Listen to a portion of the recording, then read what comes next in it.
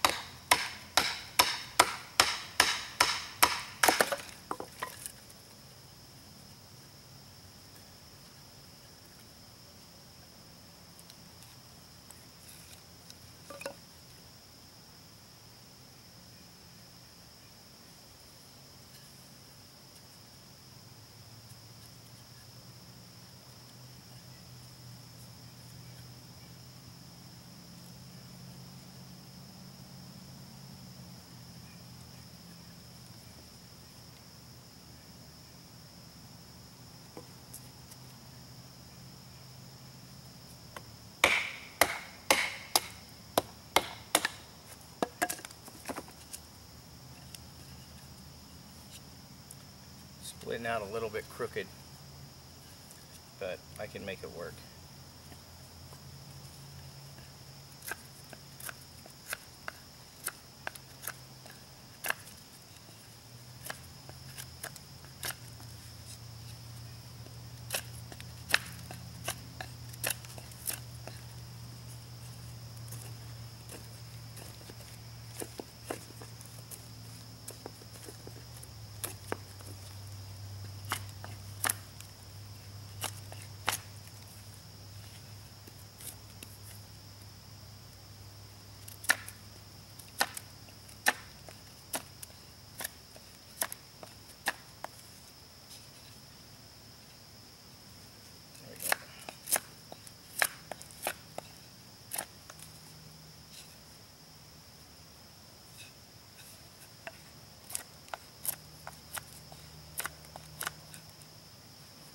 That'll work nicely for a hearth board.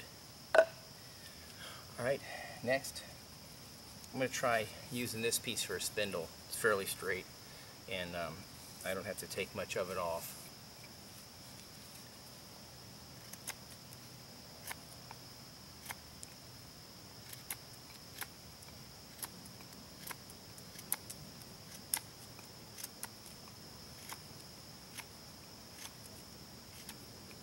Knife is really comfortable.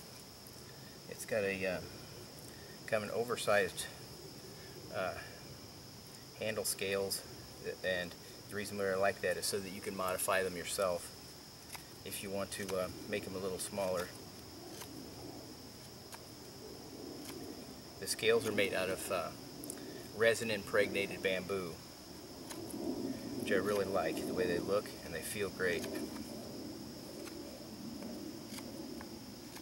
So I'm just tapering this at a major steep angle.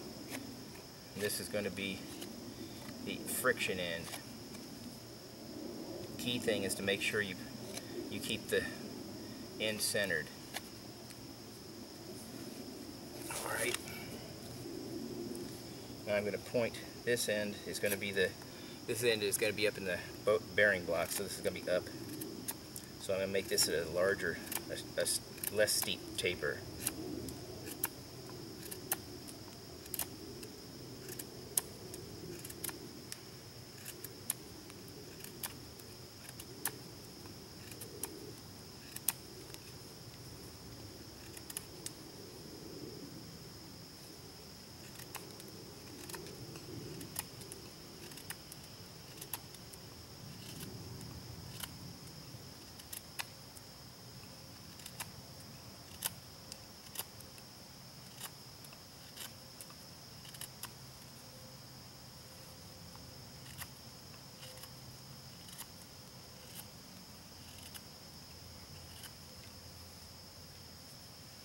Okay.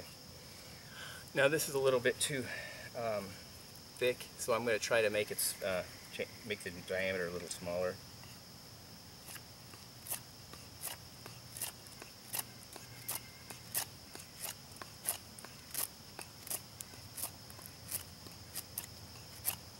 You notice I'm making the diameter, I'm making a waist in the center.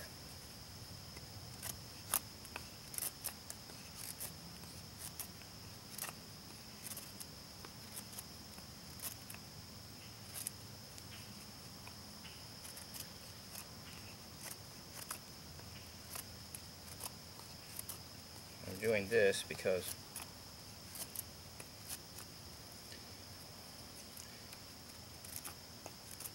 it's going to have a ratio, this diameter to this diameter, and since this is the smaller diameter, and that will for every revolution here, this will spin faster. That will cause this outside diameter to spin faster than the inside diameter because it has to keep up.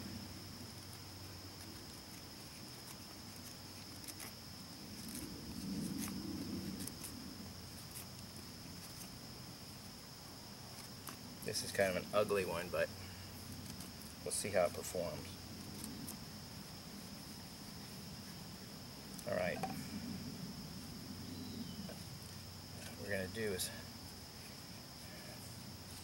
we're going to find a good spot to start here, and I think it will be right here. What I do is I start with the spindle right at the very edge where it's lined up,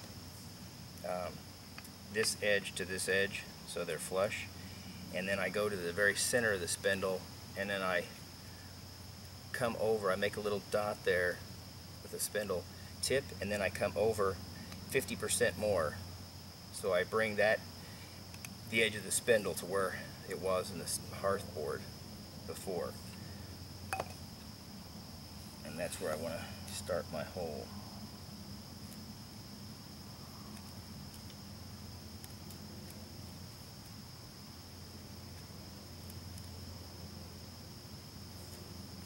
Okay.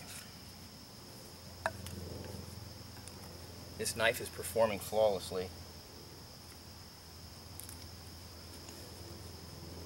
Now I've got my bow, and I get one of my bearing blocks out.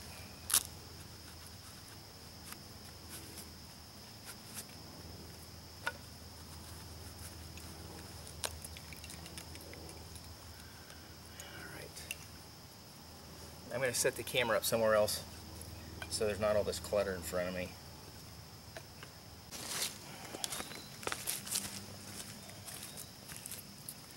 Okay,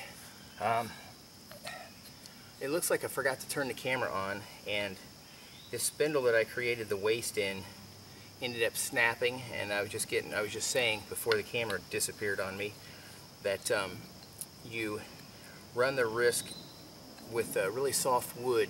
It decomposes so quickly that you have to get it like pretty much as soon as it dies, and start processing it. So I made another spindle which I thought was on camera, but apparently it wasn't. So we're going to try this one.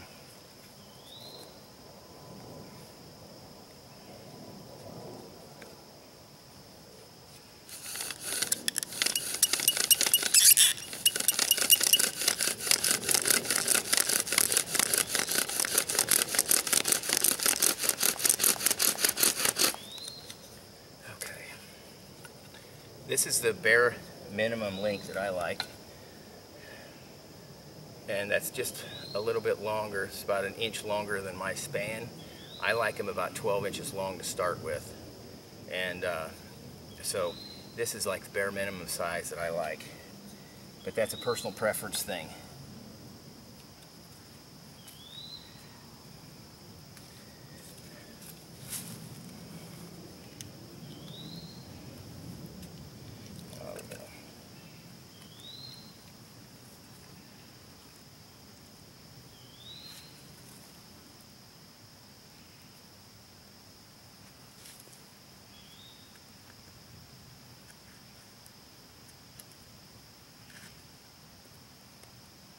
I'm going to start this with my saw.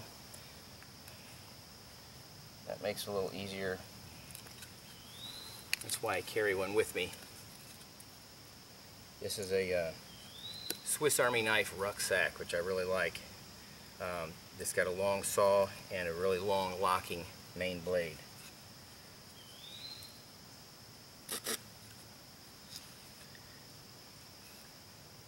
I can see now that this is because I got a different spindle diameter, this is going to be a little bit too far in. So what I'm going to do, I'll let you see this.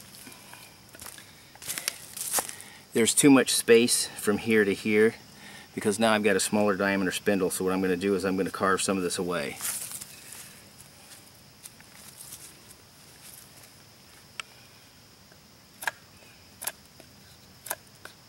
And I'm doing that before I put my notch in there because the knife blade will keep catching on the notch. So I'm just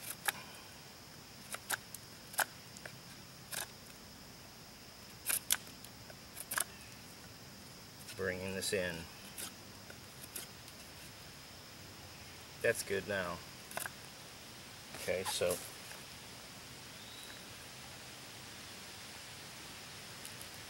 get my saw back out.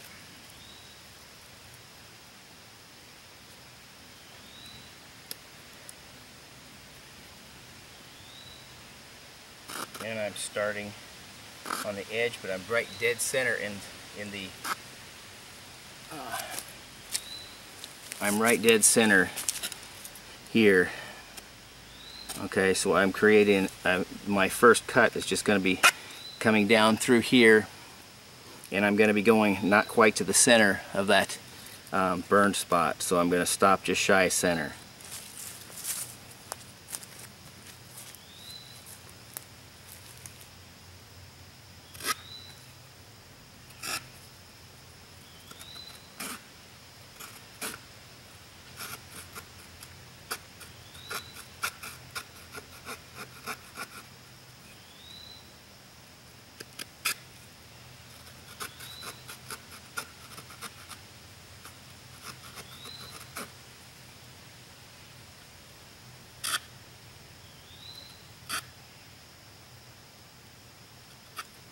Okay, now that I've got that cut, now I'm going to go in with the knife blade. And since we're evaluating this one knife, we'll use this knife for the whole thing. Try to get closer. And the first thing I'm going to do is I'm going to chamfer this front bottom edge. And I have to flip this over because you don't want to cut towards yourself. So you always want to cut away from your hand. So that's also why I gave myself some room here to hold on to it.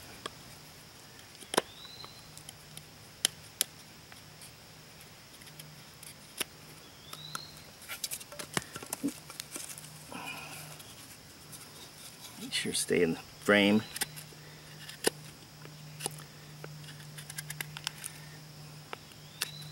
Hope this is clear.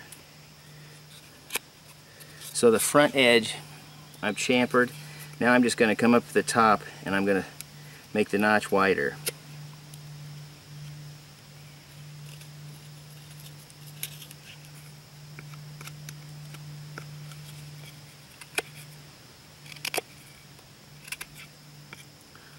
Okay.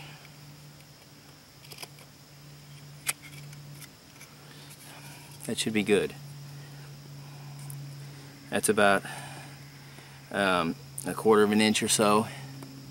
You just want it wide. You want it wide, but you don't want it so wide that the spindle will jump out. So you want to keep these shoulders intact. So we'll see what this does.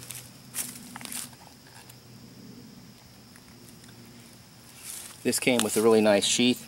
I turned it into a dangler sheath as usual because I just don't care for knives riding that high up on my waist.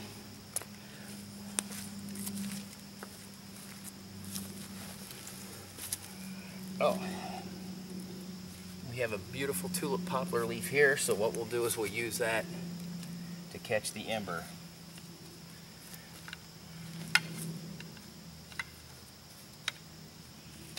If we get one. And then I'll start a fire a little later on.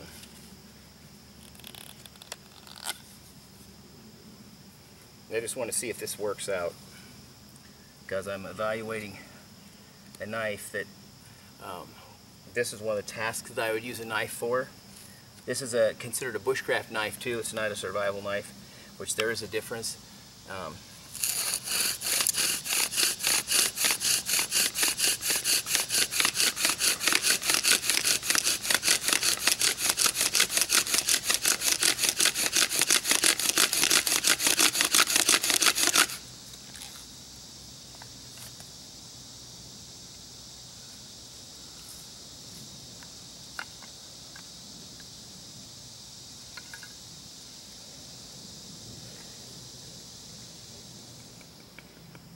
Looks like it might have gone out.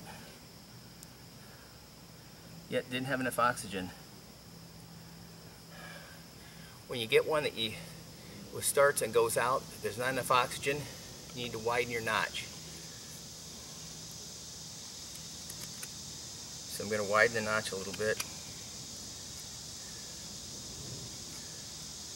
Try it again.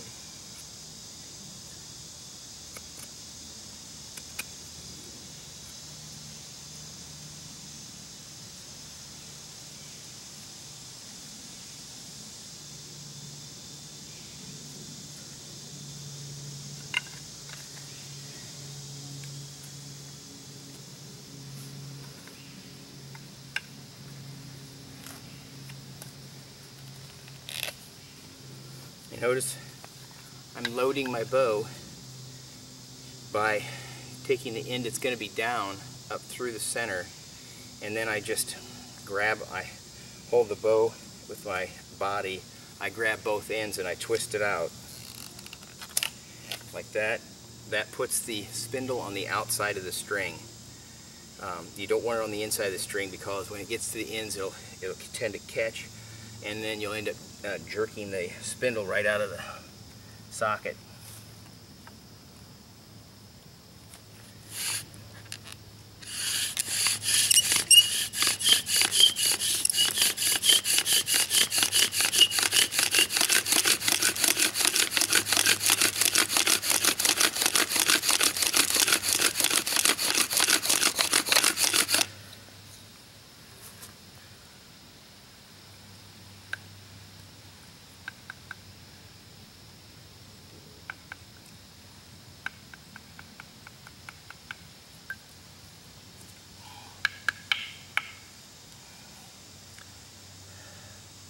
There, we got an ember. You want to make sure you don't lay this on the ground where it can attract moisture, so I kind of keep it propped up. And I'll zoom in on my coal so you can see it.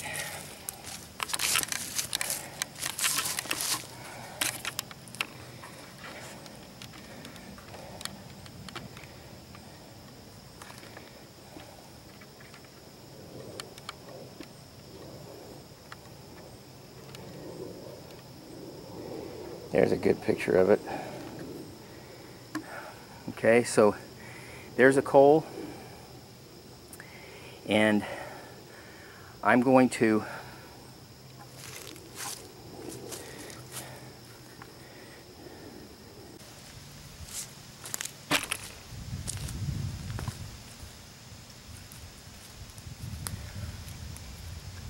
go ahead and put this in a bird's nest.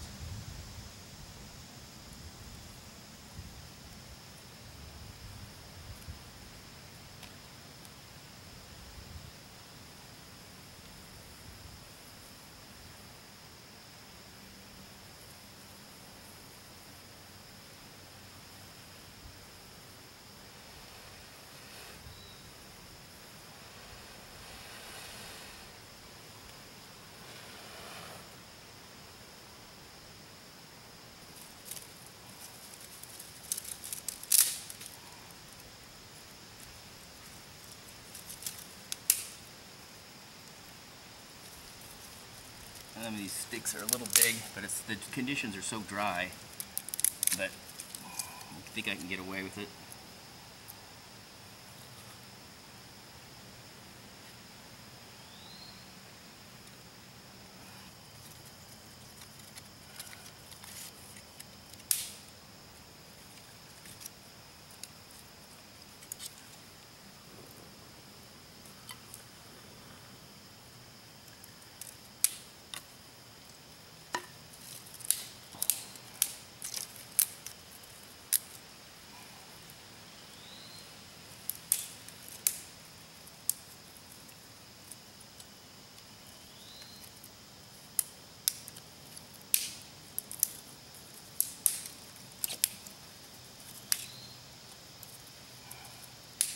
I almost didn't get away with that.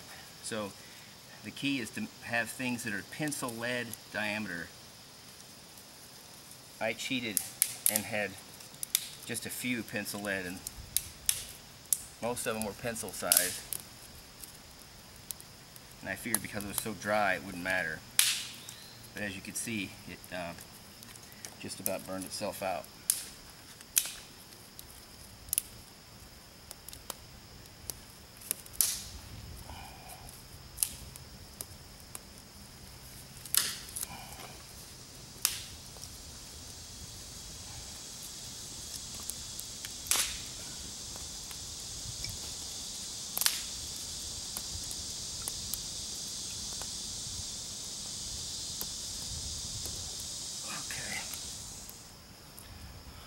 There you have it.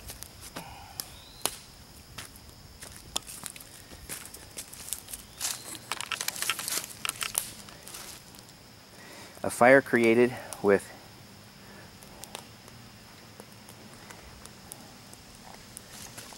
the BCNW-01 Bushcraft Northwest 1. It's got about a 4-inch blade. I'll have all the specs for it when I do the tabletop, but I just like to, when I'm doing an evaluation, I like to do a few tasks with them first. You can see the handle is very, very forgiving for any kind of holding style. It's got thumb scallops on both sides.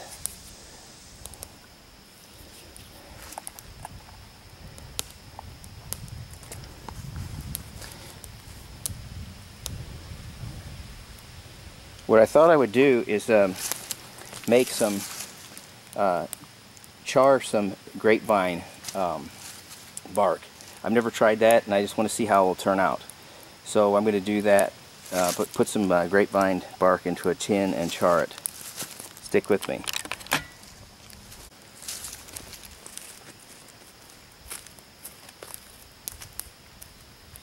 Okay, here's the tin that I used for the other charred punk wood. So now what I'm going to do is I'm going to put some of this grapevine in here. Not way too much here, but I'm going to try to crush some up.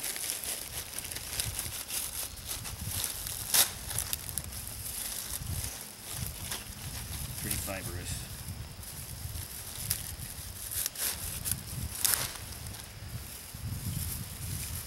So what I'm going to do is just wad as much up as I can. I'll just try to wad this up, see if I can fit it in here. I have to take some more out.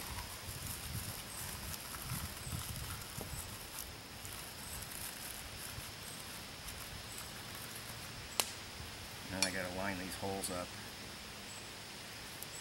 Really important that you got a hole in your tin, because if you don't, the pressure will build up and the lid will pop right off.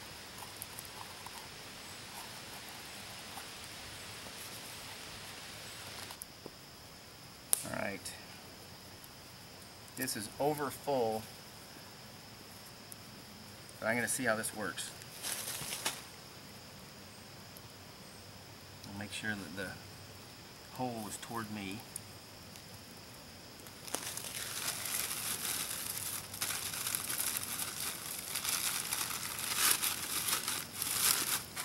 I'll get some more wood and feed this some more. I got some wood here.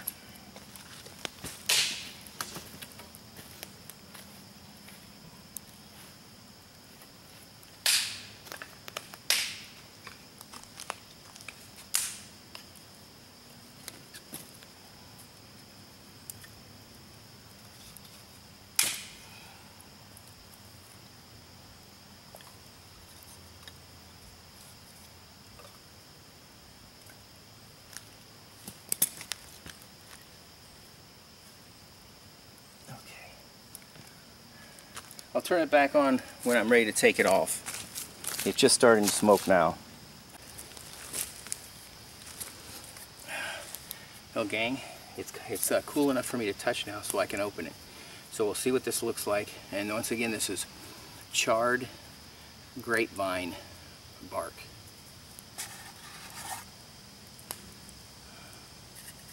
Well, it looks pretty good.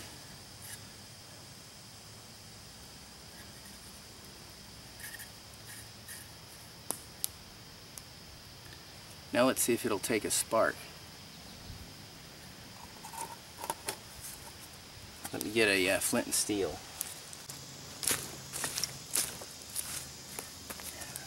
Alright, I'm going to attempt to throw some sparks into this. So to throw them down, I'm going to be hitting the steel with the flint. So since I'm right-handed, I'm going to be holding it backwards from what I normally do.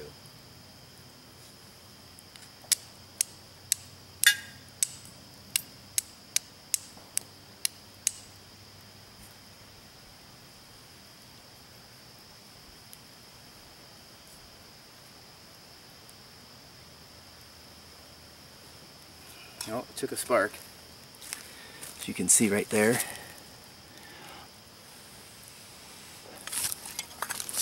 Let me adjust so I can see what I'm doing here. Yep, okay, you can see it. There, it's glowing. Now I'll just extinguish it, making sure the holes don't line up, and that'll go out on its own.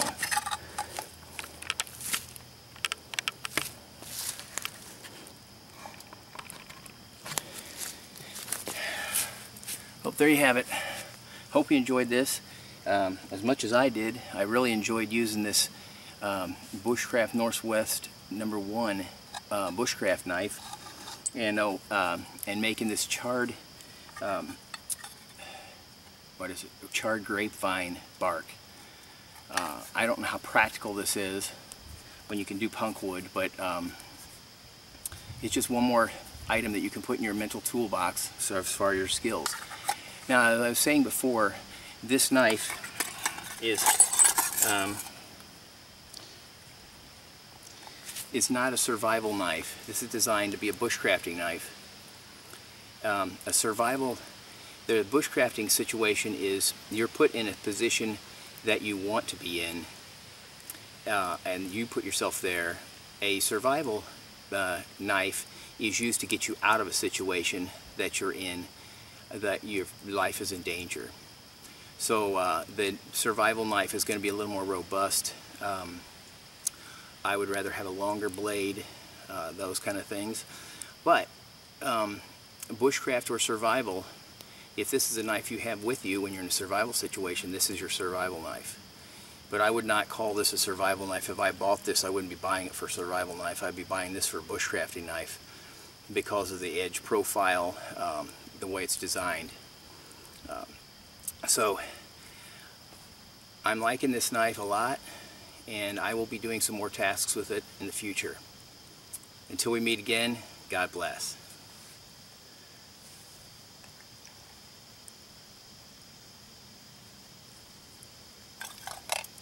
I think I'm going to make me some soup.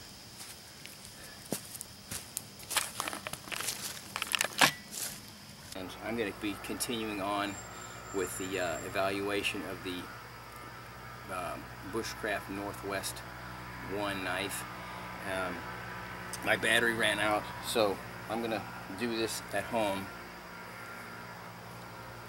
I'm going to do a 1-stick fire, and here's the stick. I cut it in half so it'd be a little easier to deal with. So start.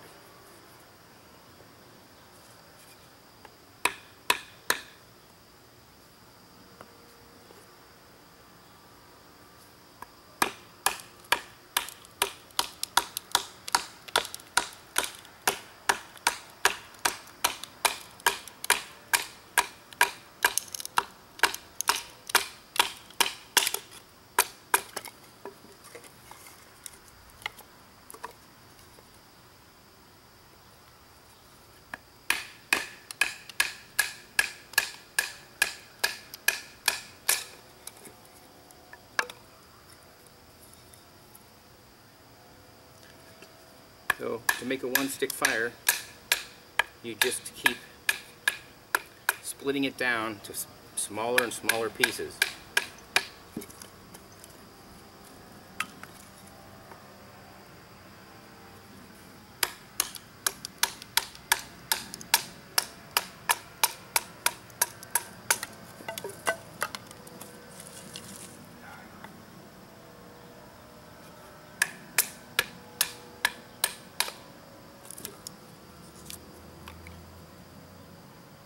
There's a lot of knots in it.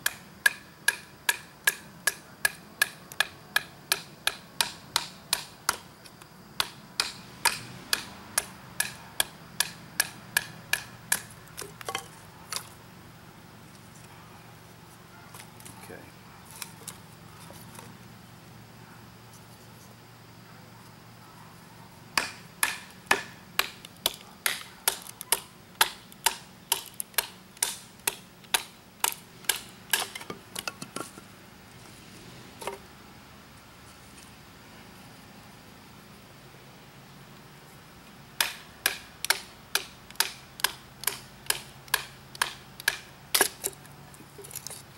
Alright, I'm going to cut the camera off, and I'll get back to you when I get more done.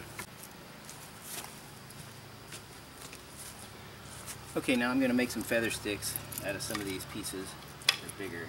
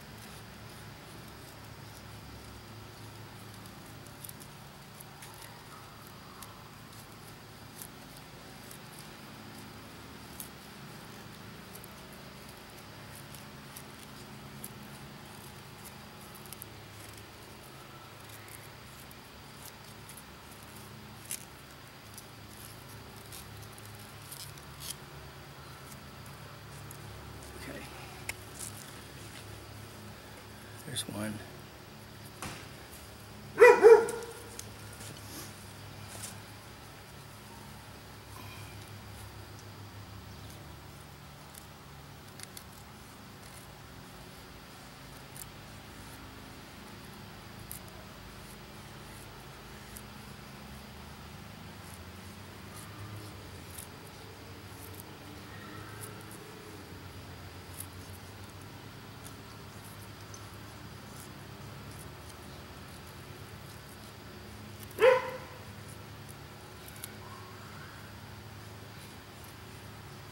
And any of these curls that come off, I'm just going to save them.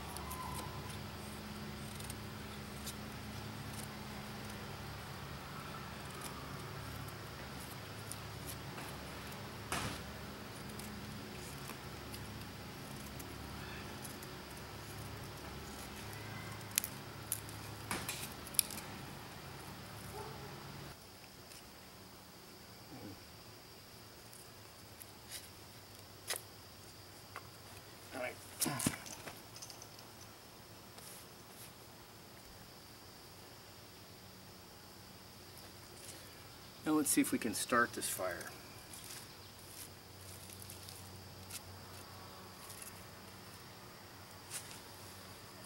Save all the old chips.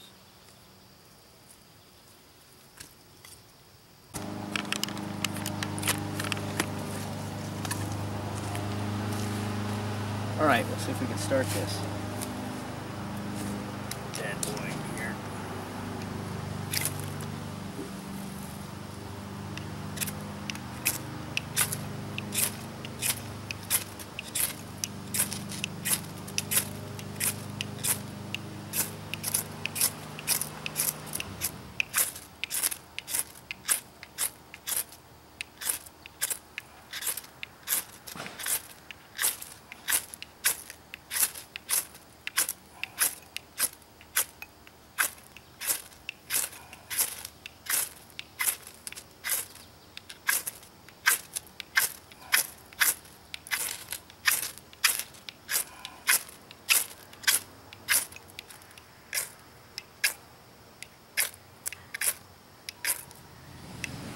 There we go, finally. Wow.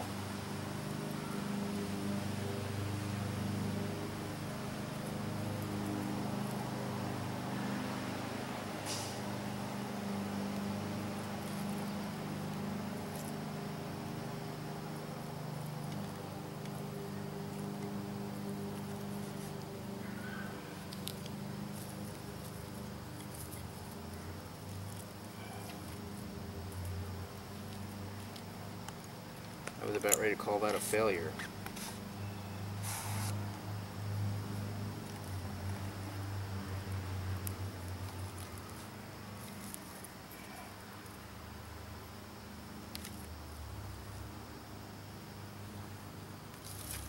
Little tiny pieces.